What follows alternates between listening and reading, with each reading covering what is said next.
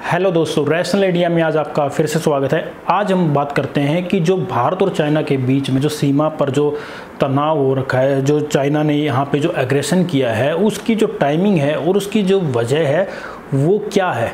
तो हम सबसे पहले बात करते हैं कि जो विदेश नीति के जो एक्सपर्ट्स हैं उनमें से कई लोगों ने ये थ्योरी बताई थी इसके पीछे कि जो चाइना है, जो चाइना ने जिस तरह से अपने देश में कोरोना पे काबू पाया है, जिस तरह से बहुत सारी पाबंदियां लगाई लोगों पे और बहुत सारे लोग मारे भी गए, तो उससे वहाँ की जनता नाराज़ है और उसी नाराज़गी को लेके उनका ध्यान भटकाने के लिए एक राष्ट्रीयता का मुद्दा, एक जानबूझकर सीमा पर चाइना ने तनाव फैलाया। लेकिन इस थ्योरी के पीछे जब और स्टडी की गई तो पता चला कि जो चाइना ने इस घटना से पहले और इस घटना के बाद वहाँ के मीडिया ने इस जो तनाव को मतलब बहुत ज़्यादा उसको सेंसेशनल हेडलाइंस नहीं बनाई, बहुत ज़्यादा प्रोपेगेंडा नहीं चलाया और बहुत ज़्यादा तवज्जो नहीं दी।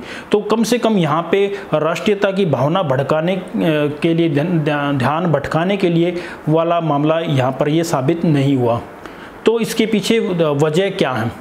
तो दोस्तों, यहाँ पे जो दूसरे रणनीतिकार हैं, जो एक्सपर्ट्स हैं, उनका ये कहना है कि जो कोरोना से चाइना सबसे पहले परेशान हुआ और काफ़ी परेशानियाँ हुई, लेकिन साथ में ये बात भी सच्चाई है कि जो कोरोना पे काबू पाने वाले देशों में चाइना सबसे आगे है। तो चाइना इस तरह से एक जो उसने अपने कई जो से उसके जो विवाद है, जैसे हांगकांग हो गया, जहाँ पे ताइवान, साउथ चाइना सी, जो भी उसके विवादित मुद्दे हैं, वहाँ पर चाइना ने अपना जो एग्रेशन है वो बढ़ाया है, अपना दबदबा बढ़ाया है। तो उनका मानना ये है कि कोरोना से उबरने का जो चाइना जो पहले है उसका फ़ायदा उठाना चाहता है, और जबकि जब दूसरे देश हैं जो थोड़ी अभी अपने उसमें परेशानी में उलझे हुए हैं, तो इस चीज़ की को एक तरह से अपॉर्चुनिटी का, एक मौके का फ़ायदा यहाँ पर चाइना उठा रहा है इन सभी अपने विवादित मुद्दों में अपना जो पक्ष है मजबूत करने के लिए। अलावा दोस्तों, चाइना में एक कहावत है, hide your capacity and wide your time, यानी कि जब तक आपका सही समय ना आ जाए तब तक अपनी ताकत को बढ़ाते रहो और उसको छुपा के रखो।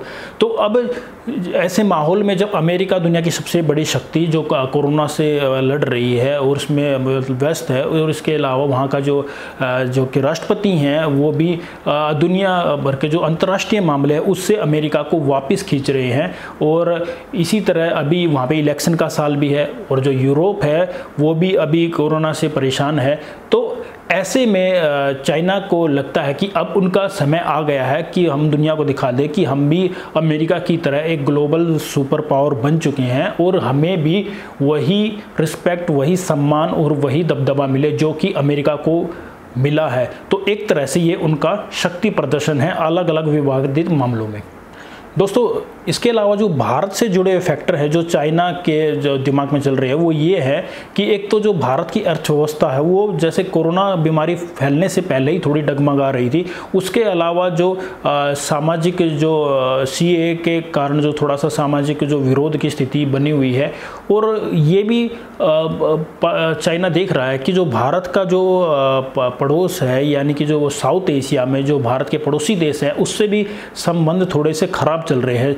पाकिस्तान से तो जो संबंध है वो पहले से ही ख़राब है, और जो नेपाल है उसने भी अपना एक नया नक्शा जारी कर दिया जिसमें भारत के कई जो इलाके अपने उसमें सीमा में उसने दिखा दिए। इसी तरह जो बांग्लादेश है वो भी सीएए पे उसने अपनी नाराज़गी जताई है, और यहाँ पे जो श्रीलंका है, श्रीलंका ने भी कई जो प्रोजेक्ट्स है चाइना से लिए हैं और उससे संबंध बढ़ाए हैं।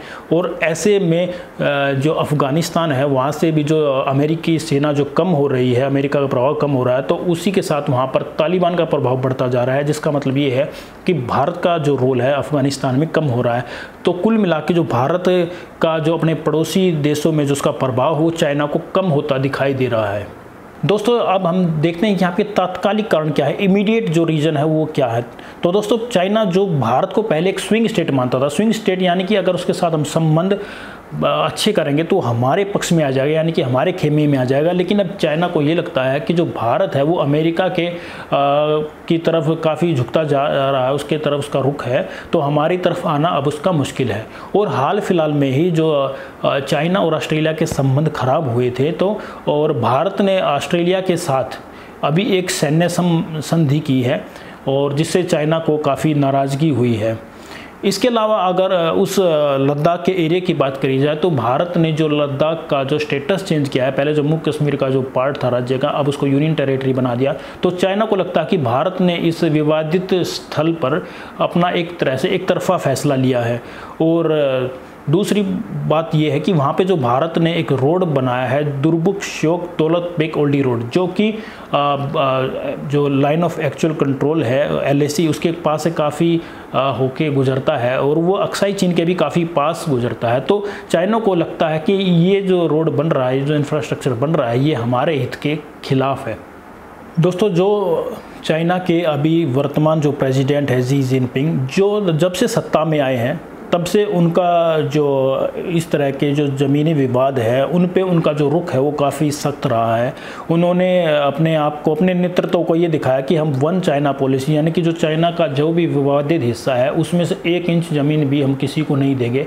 इस तरह से वो अपने जो नेतृत्व है उसको एक इस तरह की इमेज बनाना चाहते हैं। तो अभी जब 2017 में डोकलाम में जो भारत और चाइना की जो सेना थी आमने सामने थी, तब जब चाइना और ये वापस हट गए थे तो चाइना को ये लगता है कि हमने जो वापस हट के एक गलती की है उससे भारत को ये मैसेज हो गया, एक तरह से मैसेज चला गया कि भाई चाइना अभी थोड़ा सा कमज़ोर है या वो थोड़ा सा कॉम्प्रोमाइज़ करने की स्थिति में है। तो उनको लगता है कि उनसे ये गलती हुई है और वो अब उस चीज़ को रिपीट नहीं करना चाहते और अपना जो रुख है वो ज़्यादा सख्ती से वहाँ पे अपनाना चाहते हैं। दोस्तों, जो विदेश नीति होती है वो बहुत सारे जो फैक्टर हैं उनको सबको एनालिसिस करके एक कॉम्प्लेक्स प्रक्रिया होती है। ऐसी जो सारे जटिल फैक्टर को जोड़ के एक रणनीति बनाई जाती है। तो आपने देखा कि यहाँ पे कितने जो सारे जो फैक्टर हैं उनको भारत और चाइना के बीच में जो काम कर रहे हैं उनको जब एनालिसिस करते हैं एक्सपर्ट, तब उन्होंने ये जो कदम है उठाया है। तो ये बहुत सारे जो फैक्टर हैं उनका एक तरह से क्यूमुलेटिव एक रिजल्ट है। और अभी भारत क्या कर सकता है? अभी जो भारत है, ये सच्चाई है कि भारत को अभी अपनी जो शक्ति है अभी थोड़ी और बढ़ाने की ज़रूरत है।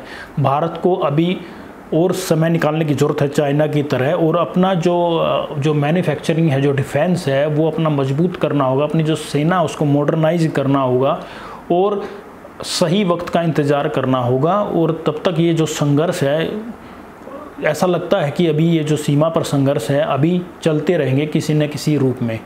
और भारत को अपनी जो साइंस एंड टेक्नोलॉजी है, अपने जो हथियार बनाने की जो नीति है, अपने देश में जो मैन्युफैक्चरिंग है उसको बढ़ावा देना पड़ेगा। हथियारों के आयात पर ज़्यादा निर्भर नहीं होना पड़ेगा। अपनी यूनिवर्सिटीज़ को मजबूत करना पड़ेगा, अपने साइंटिस्टों को आगे बढ़ाना पड़ेगा जैसे चाइना ने किया है। तो तभी भारत जो है चाइना से एक बराबरी के दर्जे पर उससे मोल भाव कर सकेगा या कोई भी नेगोशिएशन कर सकेगा। तो ये थी आज हमारी रैशनल इंडिया की जो इस मुद्दे के जो हमारा जो एनालिसिस है कि भाई इसमें क्या हो रहा है इस मुद्दे में। तो आपको क्या लगता है कि क्या ये आपको एनालिसिस इसमें कोई कमी है या कोई आपका कोई सुझाव है या आपकी तरफ से कोई जो पॉइंट है जो इसमें रह गया है बताना, तो आप हमें ज़रूर बताएं।